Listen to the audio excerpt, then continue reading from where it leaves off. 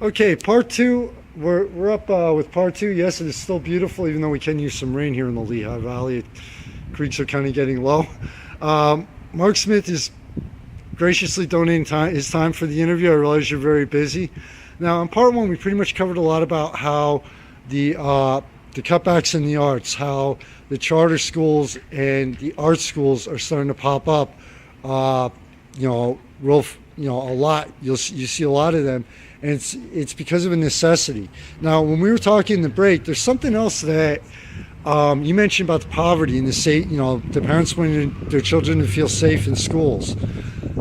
From what I've heard over the past several years, it's like when you walk into most schools, whether public or even some private ones now, you have to walk through a metal detector. It used to be like when I went to Central Catholic, the worst we had to worry about was a blade, a fist fight, or drugs. And things have gotten a lot worse now. And like, other than putting our police, our local police flat out in the schools to patrol the halls all the time, what are some of the solutions to start making the public schools a safer place for, and this is another way to start coming back against, not the private, but like the executive education, and the charter schools. What are some ways that what are some ideas to make our schools safer for the children? Well, here's one of the things. First of all, poverty. You will notice, of course, and this is obvious, that it's in impoverished areas that crime becomes what Right. it is and what it's become. And a lot of times, this is a social issue. Okay, this is more than just an education issue. This is a social issue that is derived from poverty. With that being said, I think one of the things we can do as a school district is, first of all, is to invite everyone to be part of the process. I think as a school district, as a city, we should have community outreach where we actually go into the community, sit down with parents, explain to parents what we do, have them see what we do, ask them what they want to do they take education? We need a marketing of how important education is. Versus having, I apologize for interrupting, but versus having the parents, especially in a lot of lower income areas, versus parents that might have two jobs trying to make time to come to a parent meeting or something like that, actually going out and reaching out to them. Well, exactly, and how to deal with that.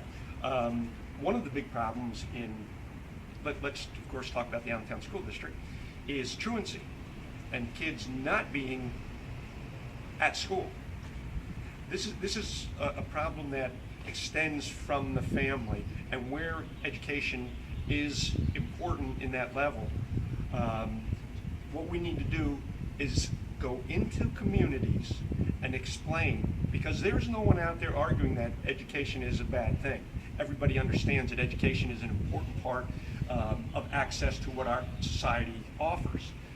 For us to go down and invite people, we have a lot of people, disenfranchised communities that don't feel that they're part of the process, part of the community, where we need to go down and invite them to be part of the community, to come in. What can we do for you? What do you need to do? What is your feeling? We're all in this together, and it's going to take everybody's effort to turn around urban education problems. It's going to take everyone, families within the community, money from government sources, leadership from the community. It's going to take all this to turn this thing around. It's not an easy, of course, it's not a silver bullet to anything as far as solving this problem. But if we get the proper leadership that can invite people, build a bridge to communities, and we all work together at this, and that's one of the things I think we're not doing right now.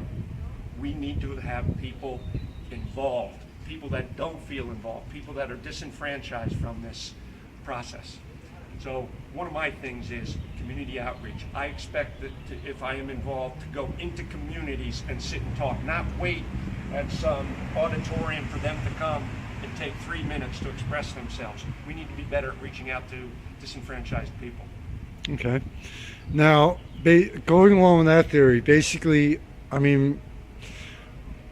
get what you said about going out to these people, basically getting people on the school board in every level of local government now, basically getting them back to the street level, because it's not only the school board itself, it's also the entire Allentown city government that to a point has to start showing more interest in the school district. Am I correct? I think one of the It has. It's the whole package essentially. It is. One of the big things that I see from my observation from where I stand right now is the city and the school district, I do not think are working close enough together to make sure that that happens, that we take care of everybody. We have some great buildings down there. These guys who are building these buildings have done a wonderful thing to start the process of rejuvenation of Allentown. Wonderful, but they are not, and they're developers. They're the business part of this. They're not the ones who are going to be putting this together. We have government officials, both on the school board and in the city, that need to get involved and tie everyone into what's happening here, the momentum that we have in Allentown. Okay. Now, what about the possibility of? I know, like when I was at school, if freshman year I went down to Florida with the band, we did fundraisers for it. What about the possibility of coming up with new and unique ideas to start raising the funds, or maybe even having like the possibility of schools having, like even during the summer, like getting the schools to, whoever's in the area not on vacation to say, hey, look, we know it's the middle of summer, but especially in the inner city, let's maybe have a carnival or a small street fair around the school to get people involved and possibly raise some money for some of the things that we want to do. Is that an option or no? Those are all options. Anytime fundraisers, well, one thing fundraisers also do is not only raise money, but it intertwines people. That's And part of the reason why I was asking. That's what we need to do, is get everybody and as many people involved as we can. And those little block parties and festivals are a great way of doing that. With that being said, in the city of Allentown, and there's a lot of good things going on in the Allentown School District. Not everybody hears exactly the good things. One of the good things is Central Elementary School, Roosevelt Elementary School, South Mountain are considered community schools. These are schools that are opened all the time. They have social workers, healthcare workers. They not only teach kids, but have opening to help parents who maybe don't have the education that some other parents do, how to do finances, how to prepare, how to take it. So they have access to that, and that's what community schools are. And I really think that all of our elementary schools should become community schools that are open to communities. And when you say have a festival around a school, and that's a fantastic idea, because they should be community schools. The United Way spends a lot of time, effort, and money in helping our community schools here. I got to give a special thanks to the United Way for what they've done here in providing these things, because they've been working very well at the schools. We plan, at least part of my idea, is to expand the community schools, because it does more than just teaches children, it helps families. Okay. Now, one final question, and then we'll get to the point where you have the chance to tell people why they should vote for you, and basically just start believing in all levels of our government in general and learning about all the candidates. As far as we're in 2015, okay, more and more everything is online. Everything's online now.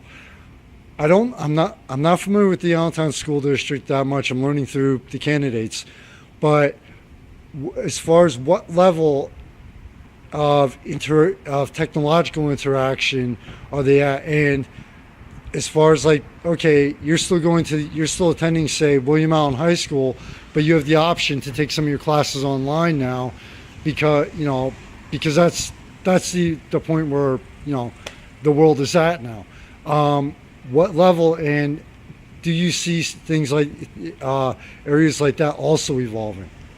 Well, absolutely see the evolution of education, and that to be part of it. One thing we're not far enough along to make a full, yes, this is what should and shouldn't be doing. Of course, there's the argument, and there's validity to the argument that if you have people not in the same vicinity as one another, that you lose human contact, and there's some learning and education goes on when you're involved with people not like you. For instance, if you're sitting in your Right. home with your family, you're not around people that are not like you. There's a whole education process that's involved with, and it's one thing public schools do, is you have a lot of different socioeconomic, culture, racial differences, which I think is a very big part of communities and their growth and interaction amongst each other. I find that that's a quality of life thing too, that if you're around people that are just like you, look just like you, the quality of life isn't the experience when you have a whole different people that eat different foods, read different books, play different sports, whatever it is, listen to different music. So I think that's a quality of life and a huge part of the education process. So as much as I think that technology will allow us to sit, quiet, focus, and learn by ourselves, there's still going to be a necessity to spend some time with others learning the same thing. Okay. Now, final question. Why? I'm going to start first with. Up until 2 years ago, I was like most people. My vote doesn't matter, even on the local level. You know, I don't want to get involved. Whatever, it doesn't matter. But for everything from like the Allentown School Board, from the smallest town up to the largest city, people's participation in voting and finding out about the candidates is something that is very important, especially on the local level. Am I correct? You're absolutely correct. I think that's the most important part. The thing that affects most people is their community leaders, and you're electing community leaders. So for unfortunately, again, we talked about people disenfranchised that don't feel part of the process. Those are people that we need to include in the process. One thing that happens is you have a set of voters, which we, as I found out in this campaign, we call super voters. They vote all the time. These are usually educated people of better socioeconomic means. We need to involve as many people as possible, make it as easy as possible to vote. Okay.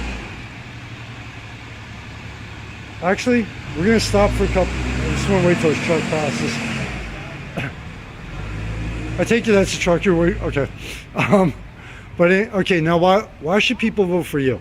Oh, people should vote for me if they feel comfortable voting for me and what I stand for. One thing is, I am an Allentown product.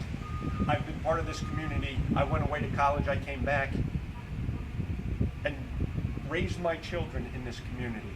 This is a community that I've known my whole life. And one thing I do and I feel that I'm good at is, as we talked earlier, building bridges to people of different cultures, people with different socioeconomic means.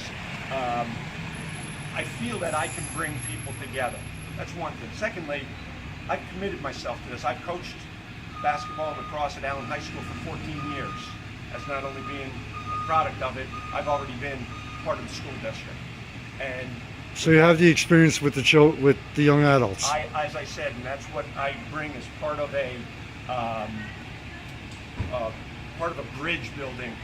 I have contact and relationships at all different racial, social, socioeconomic, and cultural communities. Okay.